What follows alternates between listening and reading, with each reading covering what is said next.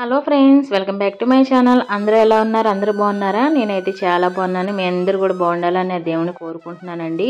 ముందుగా మీకు దసరా శుభాకాంక్షలు.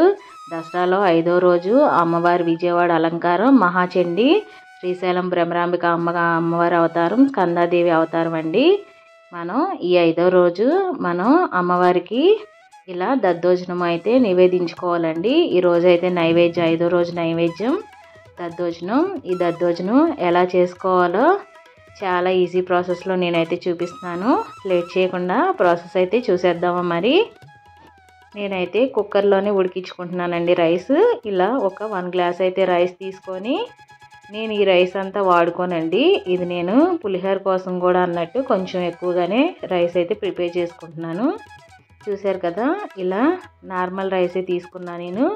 తీసుకొని క్లీన్ చేసుకొని ఒక 2 గ్లాసెస్ వరకు వాటర్ వేసుకొని 3 విజిల్స్ అయితే పెట్టేసుకుంటున్నాను. ఇలా 3 విజిల్స్ వచ్చిన తర్వాత నాకు విజిల్ పోయాక చూసారు కదా, అన్నం అయితే కుక్ అయిపోయింది చక్కగా. ఇప్పుడు నాకు తాలింపు వేసుకుంటున్నానండి. నేను రైస్కి నెయ్యే యూజ్ చేసుకుంటున్నానండి దద్దోజనానికి. ప్రసాదం కదా, ఆయిల్తో కాకుండా నూనెతో కాకుండా ఇలా నెయ్యితోనే వేసుకుంటే చాలా టేస్టీగా ఉంటుంది. అంతేకాకుండా అమ్మవారికి ఆవు నెయ్యి ప్రీతికరం కదా, అందుకని ఆవు నెయ్యితో నేను చేసుకుంటున్నాను. పోపు దినుసులు, మిరియాలు, ఇంకా ఎండుమిర్చి, తర్వాత మిర్చి, ఇంకా అల్లం ముక్కలు, తర్వాత కరివేపాకు, కొంచెం ఇంగువ కూడా యాడ్ చేస్తున్నానండి నేను అన్నీ. చూసారు కదా, ఈ పోపు దినుసులన్నీ మనకి గీలో ఎంత బాగా వేగితే అంత బాగుంటుందండి. దద్దోజనం కూడా చాలా టేస్టీగా ఉంటుంది. చూడండి, మనకి కారం అంతా కూడా ఆ మిర్చి నుండి, పెప్పర్ నుండి రావాలి కాబట్టి నేనైతే మిర్చి అయితే ఒక 4 మిర్చి అయితే యాడ్ చేసుకున్నానండి. యాడ్ చేసుకొని కొంచెం బాగా వేగే వరకు అయితే ఇలా కలుపుకుంటున్నాను.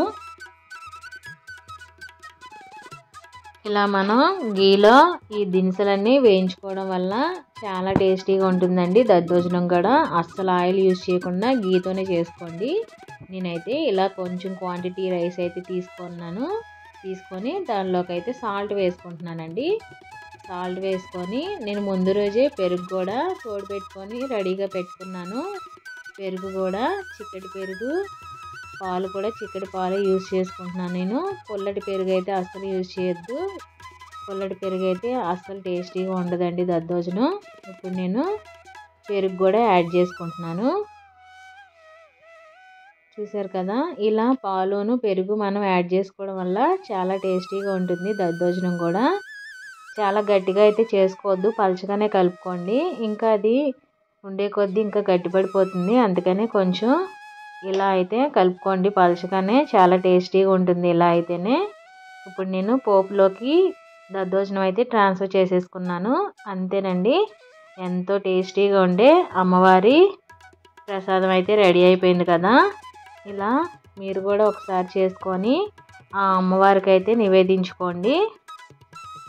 అంతేనండి, మనకి ఇలా 5వ రోజు ప్రసాదం దద్దోజనం అయితే రెడీ అయిపోయింది. ఇప్పుడు 6వ రోజు విజయవాడ అలంకారం మహాలక్ష్మి, శ్రీశైలం భ్రమరాంబిక అవతారం కాత్యాయని అండి. మనకి నైవేద్యం వచ్చి ఈరోజు రవ కేసరి సమర్పిస్తారు అమ్మవారికి. ఇప్పుడు రవ కేసరి చూడండి ఎలా చేసుకోవాలో, ఎంత ఈజీగా చేయాలో కూడా నేను ఈ ప్రాసెస్ అయితే చూపిస్తున్నాను. ఇలా మీరు కూడా ఈజీగా చేసేసుకుంటే పూజ టయానికి చాలా క్విక్గా చేసేసుకోవచ్చు ప్రసాదాలు కూడా. నేను ముందే 1, 2, 3, 4 రోజుల నైవేద్యాలు మొత్తం కూడా ఆల్రెడీ నా ఛానల్లో పోస్ట్ చేశాను. ఎవరికైనా కావాలంటే కింద లింక్స్ ఇస్తాను చూడండి. అలాగే మనం ఏ టయానికి పూజ చేసుకోవాలో కూడా, ఆ పూజ టైమింగ్స్ కూడా నేను ఆల్రెడీ వీడియో చేశాను. ఆ వీడియో లింక్ కూడా ఈ వీడియో కింద ఇస్తాను. ఎవరైనా తెలియని వాళ్ళు ఉంటే ఒకసారి చూసుకొని చేసుకోండి. నేను ముందే ఈ ప్రసాదాలు కూడా మీకోసం పోస్ట్ చేస్తున్నాను. ముందే మీరు అందరూ కూడా చూసి చేసుకుంటారని. చూడండి, ఇలా రవ కేసరి అయితే చాలా ఈజీగా చేసేసుకోవచ్చు. ఆ అమ్మవారికి ఎంతో ఇష్టమైన ప్రసాదం ఇది. 6వ రోజు నైవేద్యం అండి రవ కేసరి. ఇప్పుడు ప్రాసెస్ అయితే చూసేద్దామా. మరి నేనైతే ఒక ప్యాన్ తీసుకున్నాను. ప్యాన్ తీసుకొని ఒక 1 స్పూన్ వరకు గీ యాడ్ చేసుకొని డ్రై ఫ్రూట్స్ అయితే వేయించుకుంటున్నానండి. మీ దగ్గర ఏ డ్రై ఫ్రూట్స్ ఉంటే అవి వేసుకోండి. నా దగ్గర జీడిపప్పు ఉంది, అదొకటే వేసుకున్నాను నేను. మీ దగ్గర కిస్మిస్ ఇంకా పిస్తా బాదం ఉంటే అవి కూడా మీరు తింటే వేసుకోండి. మేమైతే ఈ జీడిపప్పు ఒకటే వేసుకుంటున్నాను. వేసుకొని కొంచెం మనకి గోల్డెన్ బ్రౌన్ కలర్ వచ్చే వరకు వేయించుకుంటే పప్పులు చాలా టేస్టీగా ఉంటాయి. మనకి పంటికి తగిలేటప్పుడు అక్కడక్కడ చాలా టేస్టీగా ఉంటాయండి. పచ్చివి కాకుండా ఇలా నేతిలో ఫ్రై చేసుకుంటే చాలా టేస్టీగా ఉంటుంది కేసరి కూడా మనకి. ఇప్పుడు కొంచెం బ్రౌన్ కలర్లోకి వచ్చిన తర్వాత వేరొక ప్లేట్లోకి అయితే ట్రాన్స్ఫర్ చేసేసుకుందాం. నేనైతే ఒక 1 కప్ వరకు సూజీ తీసుకుంటున్నానండి.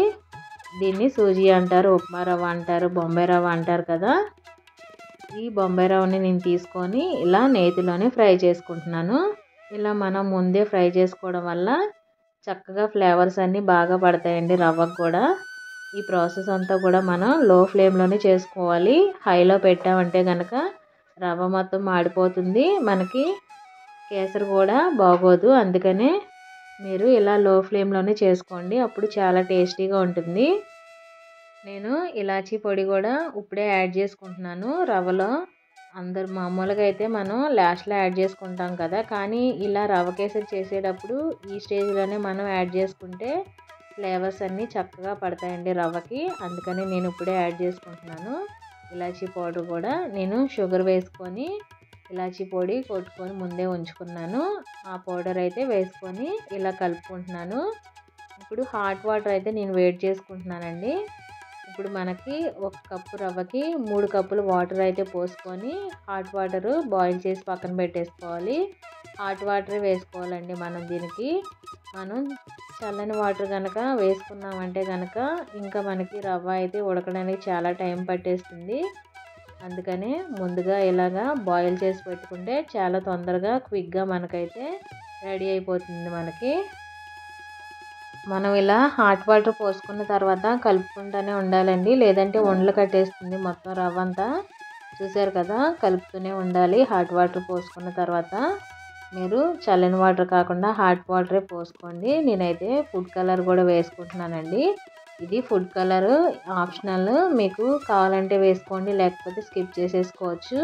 నేను కొంచెం పిల్లలు అట్రాక్టివ్గా తింటారని చెప్పి నేనైతే కొంచెం ఫుడ్ కలర్ కూడా యాడ్ చేశానండి. చూసారు కదా, ఈ కలర్ అంతా మనకి చక్కగా మొత్తం కలిసేటట్టు ఇలా మిక్స్ చేసుకోవాలి. మనం రవ్వ కేసరి చేసినా సేమియా కేసరి చేసినా కానీ ఇలా హాట్ వాటరే యాడ్ చేసుకొని చేసుకోవాలండి, లేదంటే మనకి రవ్వ సరిగ్గా ఉడకదు కూల్ వాటర్ కనుక యాడ్ చేసుకుంటే. అంతేగాండి. చూసారు కదా, నేనైతే ఇప్పుడు ఒక 1 కప్ వరకు బెల్లం కూడా యాడ్ చేసుకుంటున్నాను. బెల్లం హెల్దీ అని చెప్పి నేను బెల్లం యాడ్ చేసి చేస్తున్నానండి. కొంతమంది షుగర్ కూడా యాడ్ చేసుకొని చేసుకుంటారు. నేను ఇది ప్రసాదం కదా అని బెల్లం అయితే వేసుకొని యాడ్ చేసుకున్నాను. ఇలా కొంచెం సాల్ట్ కూడా వేసుకుంటే టేస్ట్ చాలా బాగుంటుంది స్వీట్లో మనకి. ఒకసారి సాల్ట్ యాడ్ చేసుకున్న తర్వాత మొత్తం అయితే మిక్స్ చేసేసుకుందాము. చూసారు కదా, మొత్తం కూడా ప్యాన్ నుండి అలా సపరేట్ అయిపోయింది కదా. ఇప్పుడు కొంచెం ఒక 1 స్పూన్ వరకు గీ కూడా లాస్ట్లో ఫైనల్గా అయితే నేను యాడ్ చేసుకుంటున్నానండి. చూసారు కదా, మనకి స్వీట్ కదా, కొంచెం గీ అయితే ఎక్కువే పడుతుందండి. ఇప్పుడు నేను క్యాష్యూస్ కూడా వేసుకొని వేరొక సర్వింగ్ బౌల్లోకి అయితే తీసేసుకుంటున్నాను. ఇలా చూసారు కదా, ఎంతో టేస్టీ అయిన పక్కా కొలతలతో మనకి రవ్వ కేసరి అయితే రెడీ అయిపోయింది. మీరు కూడా ఇదే కొలతలతో ఇదే టేస్ట్తో ఒకసారి చేసుకోండి. చాలా చాలా టేస్టీగా ఉంటుంది, చాలా టైం కూడా సేవ్ అవుతుందండి మీకు. చూసారు కదా, ఎంతో టేస్టీగా ఉంది. అమ్మవారికి కూడా చాలా ఇష్టమైన నైవేద్యం అండి ఇది.